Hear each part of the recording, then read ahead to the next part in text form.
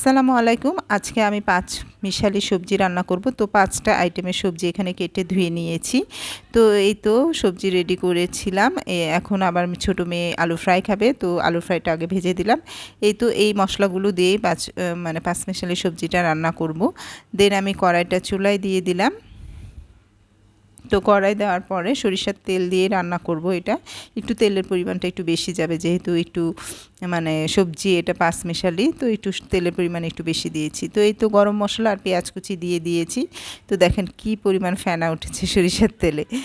তো এই তো সরিষার তেল দিয়ে রান্না করলে এরকমই হয় আসলে। তো আস্তে আস্তে আমি সব মশলা দিয়ে দেবো। গুঁড়া মশলা, হলুদের গুঁড়া, মরিচের গুঁড়া, ধনের গুঁড়া অ্যান্ড জিরার গুঁড়া। তো দিয়ে সুন্দর করে নাড়াচাড়া করব। দেন নাড়াচাড়া করার পরে দেন আমি সবজিগুলো দিয়ে দিব। তো এই সবজিটা মাঝে মধ্যে রান্না করলে কিন্তু খুবই মজা লাগে আসলে।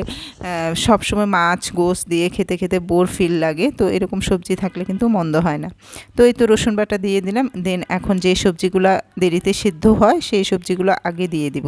তো পেঁপে আর কচুরমুখী দেন আলু, এই 3টা সবজি আমি আগে দিয়ে দিলাম, যাতে এই সবজিটা একটু শক্ত, তো একটু যেন তাড়াতাড়ি সেদ্ধ হয়, এর জন্য আগে আমি এটাকে কষিয়ে নেব।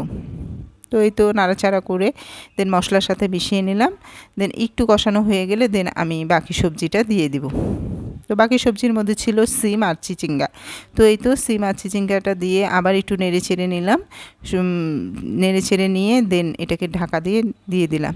তো কি সুন্দর দেখাচ্ছে সবজিটা, খেতেও খুব মজা হয়েছিল। দেন এখন একটু পানি দিয়ে দেব, যেহেতু মাখা মাখা সবজি করব, তো একটু পানি না দিলে কি হয় বলেন তো। তো এই তো আমার সবজির লুকটা কি সুন্দর লাগছে। আর এই সবজিটা কিন্তু ভাত, রুটি, পরোটা, পোলাও সব কিছুর সাথেই কিন্তু খুব মজা লাগে। তো আপনারা এইভাবে ট্রাই করে দেখতে পারেন। আর আমার ভিডিওটি যদি ভালো লেগে থাকে অবশ্যই লাইক, কমেন্ট, শেয়ার করবেন। তো সবাইকে অসংখ্য ধন্যবাদ। আল্লাহ হাফেজ।